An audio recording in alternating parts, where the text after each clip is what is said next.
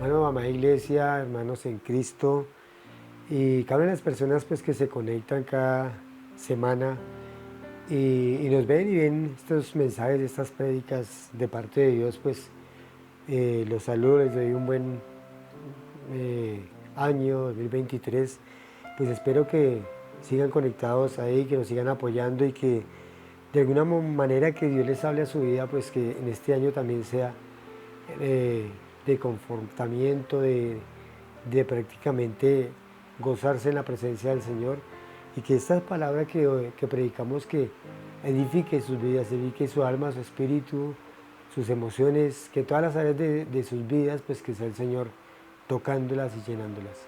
Bueno, pues para iniciar, pues quiero dar el nombre de esta prédica, se llama Entre el cielo y la tierra.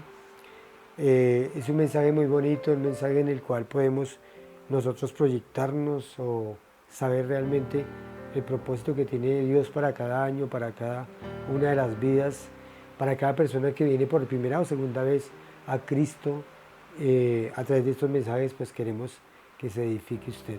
Entonces quiero orar, quiero darle gracias a Dios por este nuevo año, por este nuevo comienzo y pues que sigamos siendo ahí compartiendo y la palabra, compartiendo estos videos para que muchos conozcan de ese amor grande que tiene Dios para con nosotros por medio de su Hijo amado Jesucristo. Entonces, Padre, yo te doy gracias. Gracias, Señor, porque una vez más podemos estar reunidos, podemos estar acá delante de ti, Señor, de tu presencia. Quiero, Padre, que toques las vidas, que toques los corazones, Señor, de aquellas personas que ven este mensaje, Señor, que sean edificados, Señor, con tu palabra. Ayúdame y ayúdanos, Señor, a este ministerio de Iglesia Cristiana Maranata, un remanente de justicia, a ser de edificación para otros, a ser la solución, Señor, de aquellos que se encuentran desviados de su fe, que se encuentran tal vez sin consuelo, sin esperanza en este mundo, Señor. Te pido por ellos, guárdalos, llénalos de tu presencia y que este mensaje sirva de edificación para cada uno de ellos. Que se den cuenta de ese amor tan grande y ese amor verdadero que tú tienes para cada uno, con cada uno de nosotros. Te doy gracias, te pido que me uses como ese instrumento útil en tus manos y que todo lo que se hable, se diga, vaya de acuerdo a tu palabra y de acuerdo al mensaje de salvación que tú tienes cada día para cada uno de nosotros. Te doy gracias en el nombre de Jesús. Amén. Ya después de haber puesto este mensaje en las manos de Dios, pues, como decía, el título de este mensaje es Entre el cielo y la tierra. Bueno, uno se podría pensar, o como para irnos metiendo en el tema, podría uno pensar qué hay entre el cielo y la tierra. Pues muchos no conocen que nosotros tenemos tres cielos. Inclusive la palabra de Dios, el primer versículo de la Biblia dice que en el principio creó Dios los cielos y la tierra. Y cuando nombra cielo lo está nombrando en una forma plural, los cielos. Porque nosotros vemos un cielo que es donde vemos las aves, donde vemos muchas cosas acá, las nubes, y las podemos ver a muy poca distancia. Ese es el primer cielo. El segundo cielo sería el espacio donde uno ve las constelaciones, donde ve los planetas, donde a través de un telescopio podemos ver también muchas cosas más allá, de estrellas muy grandes, gigantescas, y podemos ver otros planetas, podemos ver prácticamente toda la constelación, cómo funciona, cómo se mueve. Pero aparte de ese segundo cielo también hay un tercer cielo, que es donde está el trono del Señor, donde está el trono de Dios, y ese sí no lo podemos ver. Entonces cuando la Biblia dice los cielos cuentan la gloria de Dios y el firmamento anuncia la obra de sus manos, nos está diciendo que hay más de un cielo, que hay tres cielos. Entonces, ¿qué podemos ver entre el cielo y la tierra? Pues entre el cielo que vemos que es el segundo cielo y la tierra, pues podemos ver cosas que el hombre ha colocado allí, como satélites, como sistemas de navegación, sistemas de información que están allí, y los mismos satélites son los que prácticamente mueven el mundo y conectan el mundo de una parte a otra. Eso es lo que hacen los satélites. Podemos ver las estrellas, los planetas, podemos ver las aves de los cielos, las nubes, podemos distinguir, y debido al estudio que se hace de lo que es las capas de la Tierra, se pueden distinguir las capas de la Tierra, que nos protegen de los rayos solares, nos protegen de muchas cosas que trae el Sol, que es una luz que no vemos, pero que sí nos puede afectar, la podemos sentir, mas no la podemos ver. Entonces son rayos infrarrojos, rayos de muy diferentes gamas, y pues esto es lo que hay entre el cielo y la tierra. Entonces uno se pone a analizar, bueno, ¿y qué más hay entre el cielo y la tierra? Hay cosas que son invisibles, que nosotros no las podemos ver, pero que existen. Y entre una de esas cosas son, muchos los llaman ovnis, platillos voladores, o le llaman muchas cosas que aparecen en el cielo y se lo atribuyen a, digamos, marcianos o saturnianos, y le ponen un resto de nombres debido a los planetas que hay, pero realmente son los ángeles caídos, que ellos se pueden mover en la atmósfera, se pueden mover entre el cielo y la tierra, se pueden mover. Entonces esto es lo que podemos ver, seres espirituales que debido a su naturaleza a veces podemos o se dejan ver, y a veces no, son invisibles para nosotros, porque somos cuerpos o somos hombres que tienen un cuerpo físico. Entonces, debido a esto no podemos ver realmente lo espiritual. Pero, ¿qué también me lleva a predicar entre el cielo y la tierra? Porque hubo algo que sucedió entre el cielo y la tierra. Y yo quiero pues ir a la palabra y empezar a meternos y a escudriñar la palabra de Dios para que realmente ella nos diga qué hay entre el cielo y la tierra. Son cosas espirituales que han sucedido, que suceden y seguirán sucediendo porque la Biblia lo dice. Entonces quiero ir allí a un versículo que está en Mateo 27, versículo 45. Empecemos a leer de ahí para abajo realmente qué es lo que podemos ver. Y así como lo llamamos fenómenos o cosas que no entendemos, también vamos a ver esos fenómenos espirituales que ocurrieron en la vida de Jesús y cómo nos afectó al mundo entero, afectó a todo esto que hemos nombrado, que son los tres cielos. Entonces dice aquí en la palabra de Dios en el versículo 45 así: y desde la hora sexta hubo tinieblas sobre toda la tierra hasta la hora novena. Cerca de la hora novena, Jesús clamó a gran voz, diciendo: Elí, Elí, lama sabactani. Esto es: Dios mío, ¿por qué me has desamparado? Y algunos de los que estaban allí, allí decían, al oírlo: a Elías llama este. Y al instante, corriendo uno de ellos, tomó una esponja y la empapó en vinagre, y poniéndola en una caña, le dio a beber. Pero los otros decían: deja, vamos, si viene Elías a librarle. Y Jesús, habiendo otra vez clamado, entregó el espíritu. Y aquí que el velo del templo se rompió, se rasgó en dos, de arriba hacia abajo, y la tierra tembló y las rocas se partieron. Y se abrieron los sepulcros, y muchos cuerpos de los santos que habían dormido se levantaron. Y saliendo los sepulcros después de la resurrección de él, vinieron a la santa ciudad y aparecieron a muchos. Bueno, hasta aquí lo voy a dejar mientras tanto. Entonces dice acá que sucedieron una serie de acontecimientos después de que él muere. Dice que él tenía mucha sed, bueno, le querían dar con una esponja a beber vinagre. Bueno, en otro libro, en otros de los libros de los evangelios, dice que él no la recibió. Acá nos dice que él empezó a clamar: Elí, Elí, lama sabactani, que quiere decir: Dios mío, ¿por qué me has desamparado? Entonces, si empezamos a analizar la palabra, y lo que él sintió en ese momento fue una separación de esa relación que había entre el Padre Celestial y él como hijo, porque ellos tenían intimidad, porque al ser los tres Dios, Padre, Hijo y Espíritu Santo, los tres están conectados como Dios. En ese momento dice que él no sintió a su Padre, entonces ya no le dijo Padre sino Dios mío, porque lo vio muy lejos, ya no sentía el Padre en él, el Espíritu no lo sentía en él, porque debido a que todo ese pecado que había cargado de la humanidad, pues había una separación debido a ese pecado que él estaba cargando en su cuerpo. Dice que en este momento que él clama, dice que entregó el espíritu y prácticamente él murió. Entonces, unos decían que llamaba a Elías, otros que decían que que creían que venía, lo llamaba para que le librara de ese momento que estaba ocurriendo en él. Dice que entregó el Espíritu, pero dice que ocurrió otro fenómeno. Dice que el velo del templo se rasgó en dos, de arriba hacia abajo. Y las piedras se partieron, ¿cierto? Las rocas se partieron, se abrieron los sepulcros y muchos de los santos que habían muerto, pues resucitaron. Pero esto simplemente eran una serie de señales que estaba aconteciendo porque era necesario que el mundo se enterara qué era lo que había pasado ese día.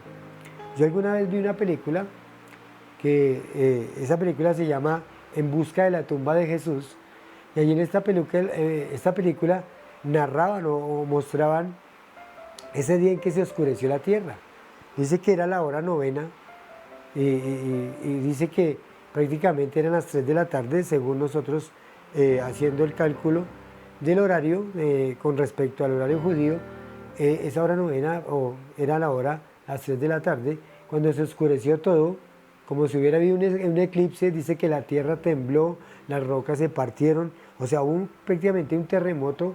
Al mismo tiempo se partió el velo, o se rasgó el velo del templo en dos, un velo que era muy grueso, en cuero, y se partió en dos. Entonces sucedió una serie de señales sobre la tierra y fueron fenómenos que de pronto muchos no entendieron. ¿Qué pasó?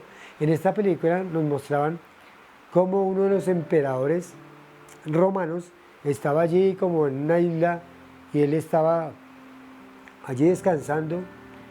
Cuando vio que el cielo se oscureció, que todo tembló, pues él se le hizo extraño y trajo a un investigador, digámoslo así, una persona que le fuera y le averiguara qué era lo que había pasado, porque había temblado la tierra y qué había pasado, que hablara con los científicos o con aquellas personas que en la época pues conocían o tenían este conocimiento de qué había pasado en la tierra.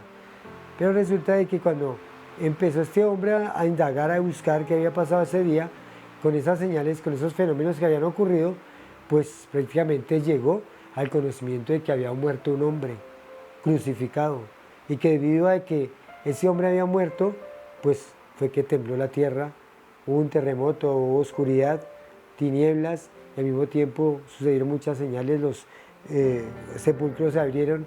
Entonces eso prácticamente trata la película y pues yo la traigo a colación porque aquí veo como prácticamente los fenómenos ocurren y ocurren con un plan que es soberano o con un propósito que Dios tiene para que ocurra todo esto. Entonces, la reacción del mundo físico, natural o espiritual, debido a la muerte de Jesús. Aquí vamos en el 51 al 54 lo que nos dice. Dice acá: y el velo se rompió y se rasgó de arriba hacia abajo, y la tierra tembló y las rocas se partieron, y se abrieron sepulcros, y muchos de los cuerpos que habían dormido se levantaron. Y saliendo los sepulcros después de su resurrección de él, vieron a la santa ciudad y aparecieron a muchos. Y el centurión que estaba con él guardando a Jesús, visto el terremoto y las cosas que habían sido hechas, temieron en gran manera y dijeron: verdaderamente este era el Hijo de Dios. Entonces, esto empezó a dar testimonio de que realmente quién era él, que él era el Hijo de Dios, ¿cierto? Debido a todas estas cosas que sucedieron y cómo ellos mismos fueron testigos de todo lo que ocurrió en ese momento en que prácticamente Jesús entregó el Espíritu y que todas estas cosas o señales ocurrieron. Entonces, había una profecía y la ha habido aquí en estos libros de lo que ha sucedido o lo que sucede siempre que Dios interviene en esta tierra o interviene en el mundo de los hombres, pues suceden señales y cosas. Allí en Mateo 12:40, voy a volver a 12:40 para mirar lo que el mismo Jesús profetiza, le dice a sus discípulos de lo que le iba a suceder prácticamente a él. 12:40, dice así: el mismo Jesús está hablando y le está hablando a sus discípulos de cómo esta generación adúltera y perversa iban a tener una señal. Y así como el mundo tuvo una señal aquel día, que hasta el emperador romano se sorprendió de qué era lo que estaba pasando y mandó a investigar qué pasaba, pues asimismo también él dijo que iban a suceder ciertas señales. Entonces aquí en el 40 nos dice así, Mateo 12:40, porque como estuvo Jonás en el vientre del pez 3 días, del gran pez 3 días y 3 noches, así estará el Hijo del Hombre en el corazón de la tierra 3 días y 3 noches. Y los hombres de Nínive se levantarán en el juicio con esta generación y la condenarán porque ellos se arrepintieron a la predicación de Jonás.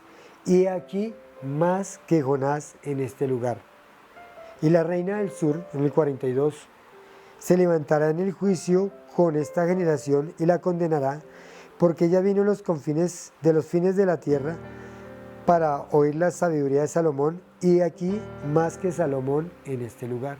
¿Qué les estaba diciendo acá a sus discípulos? Pues que el que estaba ahí, que era él mismo, el Señor mismo Jesucristo, pues era más que Jonás, era más que el mismo Salomón. Y vemos que Salomón fue un hombre muy sabio y que aquellos judíos reconocían la sabiduría de Salomón y de todos estos libros que había escrito Salomón, como el libro de sabiduría, de un entendimiento superior al humano, pues lo tenían a Salomón como el hombre más sabio. Pero él estaba diciendo, he aquí más que Salomón en este lugar, he aquí más que Jonás. ¿Qué hizo Jonás? Llevar una predicación, llevar un mensaje para que la gente se salvara, para que la gente no terminara destruida, o Nínive no fuera destruida, y con ella toda esta generación de Nínive.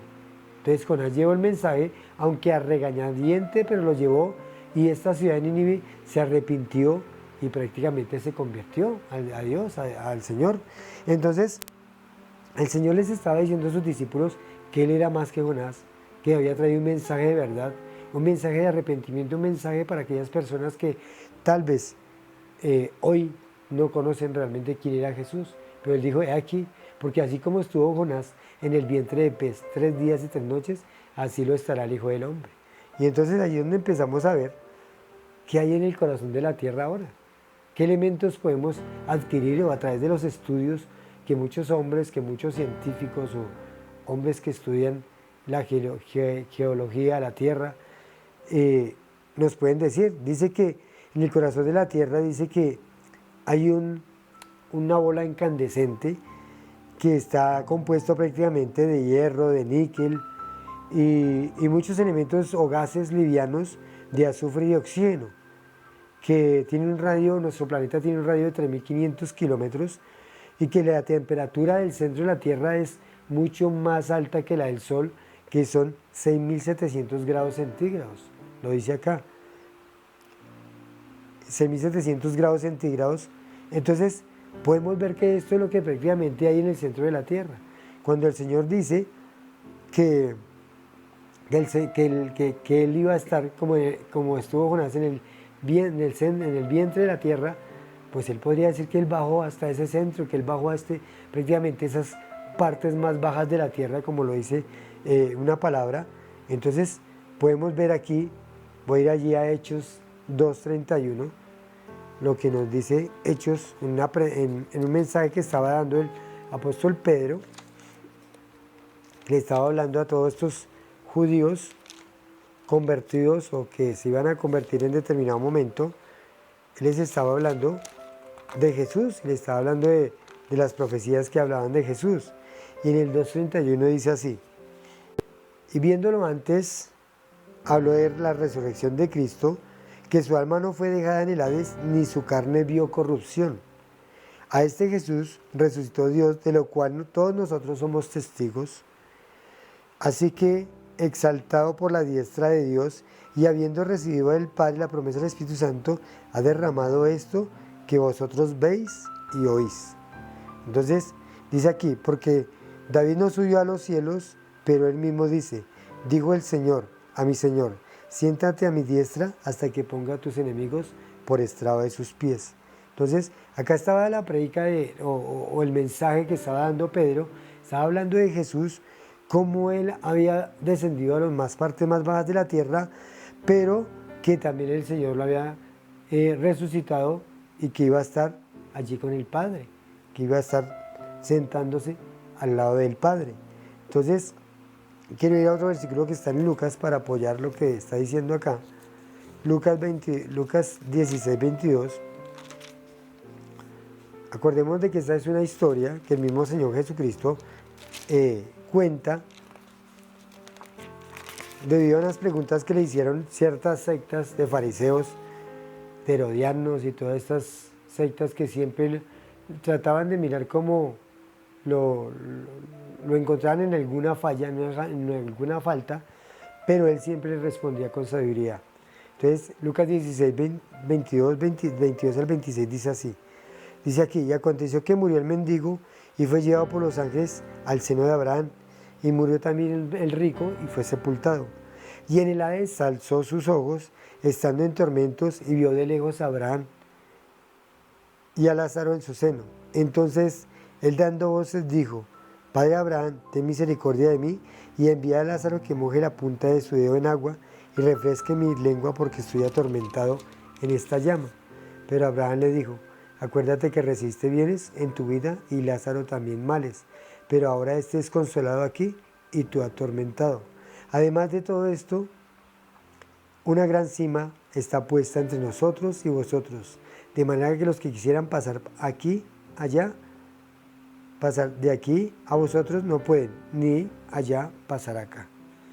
Entonces, aquí es donde vemos que el padre Abraham le responde a Lázaro, al rico, porque él veía allí en el seno de Abraham, era una parte que había en el centro de la tierra, donde se dividía entre los que estaban condenados y los que eran salvos.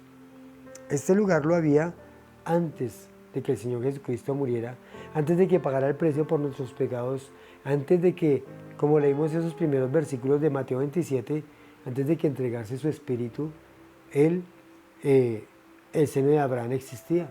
Pero en determinado momento, él muere y tiene que ir a esas partes más bajas de la tierra porque es el lugar de los muertos. El Seol y el Hades, pues es el mismo lugar. Lo que pasa es que el Seol se hablaba en el Antiguo Testamento, o en el hebreo y en el arameo, en todo este prácticamente idioma que se hablaba en el Antiguo Testamento, se decía Seol. Y el Hades, pues ahora traducido al griego, es el mismo lugar que significa el lugar de los muertos, o el lugar de los espíritus. Entonces, aquí es donde el Señor tenía que descender, ¿cierto? Porque si había muerto, era necesario que descendiera donde descienden los muertos. Entonces, dice que allí, en el Hades, prácticamente estaba el mismo infierno, el lugar de los muertos no salvos y los muertos salvos. Estaba allí, y por eso se le llamaba el seno de Abraham. Y cuando el Señor desciende a las partes más bajas de la tierra, dice que se fue a dar testimonio realmente a aquellos espíritus que estaban muertos, que están en el seno de Abraham, tanto condenados como salvos. Tenía que ir a hacer, o él tenía que ir a dar testimonio de que él había muerto por sus vidas, que había pagado el precio por sus vidas, y que los condenados iban a seguir condenados, pero los que están en el seno de Abraham, él los iba a tomar, los iba a recoger y se los iba a llevar para el cielo.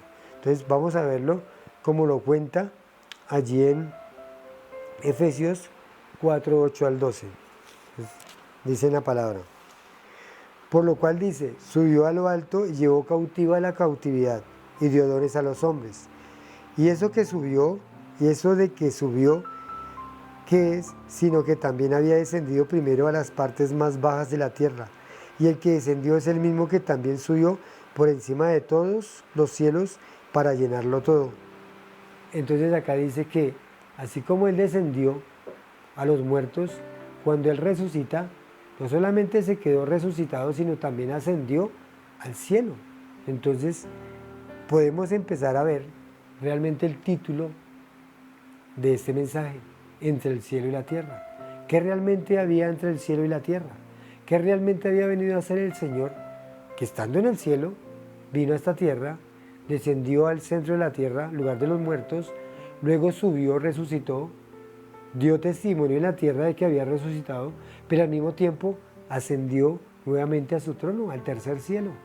Allí se quedó junto al Padre. Eso es lo que nos ha dicho, o en resumidas cuentas, todos los versículos que hemos visto nos está hablando de eso. En Juan 6:62, quiero mirar qué dice acá, Juan 6:62, el Señor les hablaba a los fariseos, a los judíos, 62, y les decía estas palabras. Pues que a los judíos, dice, porque estaban murmurando de él, y debido a que estaban murmurando de él, pues él les habló de esa manera, les dijo así: pues que si vieres al Hijo del Hombre subir a donde estaba primero, el Espíritu es el que da la vida, el que da vida, la carne para nada aprovecha, las palabras que os he hablado son espíritu y son vida. Pero hay algunos de vosotros que no creen, porque Jesús sabía desde el principio quiénes eran los que no creían y quiénes le iban a entregar. Entonces, aquí es donde él les responde, y le responde con estas palabras de que si les iba a ofender, porque donde él estaba, o la posición en la cual estaba, ¿cierto?, era de Hijo de Dios, y que él iba a volver allí. Y acordémonos de que allí en Hechos, cuando él asciende al cielo, habían muchos mirándolo ese día, cuando él ascendió a los cielos. Sus discípulos estaban allí, y muchas otras personas estaban allí, y fueron testigos de cómo el Señor subió al cielo, y que los ángeles le dijeron a aquellos discípulos que así como le habían visto ir, que así iba a retornar, o así iba a volver.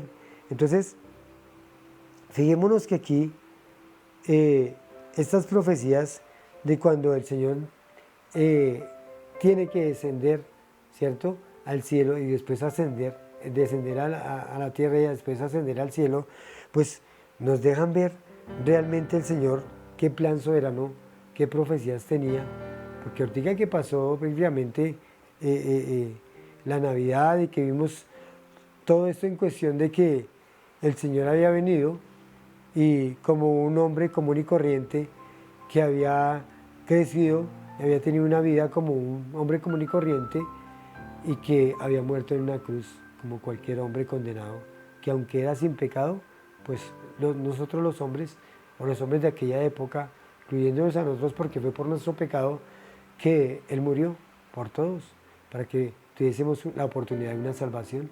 Por eso fue que este velo del templo se rasgó en dos, porque Él dio la entrada al cielo.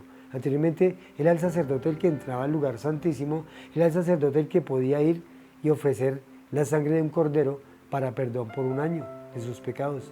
Pero en este momento el que vino y murió, que fue el Cordero de Dios, el mismo Jesucristo, hecho Cordero de Dios, vino y dio su vida y abrió la entrada al cielo. Por eso fue que esta cortina se rompió, y también dando a entender de que ya no habían sacrificios que hacerse, ya para que se hacía un sacrificio. Simplemente el sacrificio ya se había hecho por toda la humanidad, que era el mismo Señor Jesucristo dando su vida por todos nosotros. Ahora quiero prácticamente decir o analizar de todos estos versículos que hemos leído, de todo esto lo que la palabra de Dios nos dice. Simplemente el Señor Jesucristo, como murió, Él murió entre dos ladrones, hombres que verdaderamente eran pecadores. Él murió entre dos hombres en los cuales uno lo acusaba, uno lo maldecía, uno le decía que se bajara de esa cruz, el otro simplemente le decía: cuando estés en tu reino, acuérdate de mí. Entonces, uno creyó, el otro no creyó. Uno era condenado, o los dos iban a ser condenados, pero espiritualmente uno iba a ser salvo, el otro iba a ser condenado, porque uno iba a estar con Cristo. Porque él le dijo: hoy estarás conmigo en el paraíso, porque el Señor sabía que si Él descendía a las mismas partes más bajas de la tierra, y cuando subiera, iba a llevar a este varón o a este hombre, porque iba a estar en el seno de Abraham, porque era la forma en que había creído, iba a ir hasta el seno de Abraham. Entonces allí vemos cómo el Señor tenía planeado todo lo que iba a hacer en esta tierra y con respecto al cielo. Y podemos ver que Él fue muerto, murió en una cruz, entonces fue suspendido entre el cielo y la tierra. Por eso es el título de este mensaje: entre el cielo y la tierra. ¿Y qué hizo al ser suspendido entre el cielo y la tierra? Pues simplemente nos dio una comunicación Así como inicialmente hablé de los satélites, hablé de todas estas cosas que nos permiten hoy comunicarnos con una parte del mundo a otra, y que hay satélites allí suspendidos en el espacio, entre el cielo y la tierra, entre el tercer cielo y el primer cielo. Allí están los satélites, en el segundo cielo, están suspendidos y hacen que se comunique el mundo, que hayan muchas relaciones entre unos continentes y otros. Pues asimismo el Señor, al ser suspendido en la tierra, en una cruz, porque ni tocó el piso, ni tocó la tierra, ni tampoco estaba en su trono, pero estaba suspendido. Y al estar suspendido estaba haciendo una comunicación, una relación entre Dios el Padre y nosotros como humanos, como pecadores, porque esa fue prácticamente, o ese fue el plan soberano de Dios, de traer a su Hijo Jesucristo para que pudiésemos tener una relación íntima con el Señor Jesucristo y de hecho con el Dios Padre. Entonces allí está prácticamente lo que sucedió entre el cielo y la tierra. Por eso fue que cuando estaba en la tierra y que Él muere, y que hubo esa conexión entre el tercer cielo y el primer cielo, pues simplemente hubo un terremoto, todo tembló, todo cambió, como hubo fenómenos, hubo cosas que ocurrieron porque hubo esa conexión nuevamente, porque se había roto esa conexión. Allí desde que Adán y Eva pecan, esa relación se había roto con el Padre. Y ahora Jesucristo nos podía volver a dar esa conexión, nos podía dar ese poder y esa gracia que iba a venir a la tierra para que fuésemos salvos. Entonces, cuando hubo esa conexión, ocurrieron fenómenos, ocurrieron cosas sobrenaturales. Ahora que Jesucristo está allí, sentado a la diestra del Padre, y va a regresar a esta tierra, en el momento en que Él regrese y que ponga sus pies en esta tierra, nuevamente, físicamente, no espiritual, como a veces enseñan algunas doctrinas, Él va a venir físicamente, porque así lo dijeron los ángeles allí en Hechos 1, cuando Él ascendió a los cielos, dijo que así como lo habían visto ir, así va a volver. Y Él se va a posar, según Zacarías 14, nuevamente allí en Jerusalén. Y la tierra también va a temblar. Van a haber una serie de fenómenos y acontecimientos porque Él va a volver. Pero va a volver ya no como ese Salvador, sino aquel que va a traer juicio, aquel que va a venir por aquellos que no quisieron creer. Después de que recoja su iglesia al rapto, se vaya allí la iglesia, tenga las bodas del Cordero y vuelva con su iglesia y con todos sus santos, allí es donde vamos a ver la gloria de Dios.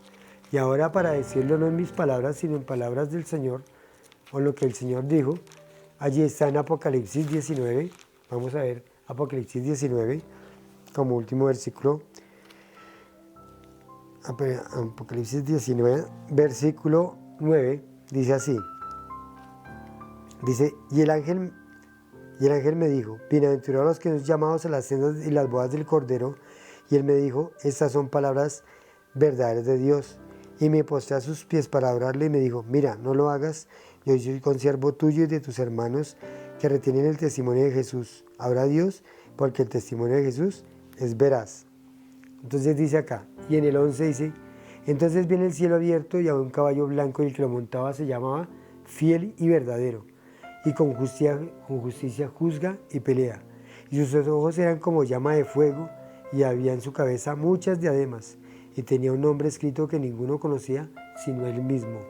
Y estaba vestido de una ropa teñida de sangre, y su nombre es el Verbo de Dios. Y los ejércitos celestiales, vestidos de lino finísimo, blanco y limpio, le seguían en caballos blancos. Y de su boca salió una espada aguda para herir a las naciones, y él la regirá con vara de hierro, y él pisa el lagar del vino de su furor y de la ira del Dios Todopoderoso. Y en su vestidura y en su muslo tiene escrito este nombre, Rey de Reyes y Señor de Señores. Entonces, aquí es cuando el Señor vuelve a esta tierra, toma control de ese reino que había prometido Dios Padre, que vino a reinar, y debido a que lo rechazaron, Él volvió a su trono, pero esta vez va a venir como ese juez, como ese que va a juzgar a las naciones, que va a venir con la ira de traer juicio.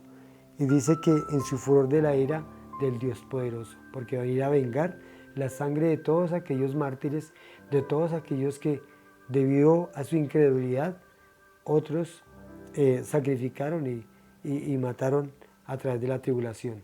Entonces, aquí vemos cómo Él vuelve, pero ya como juez.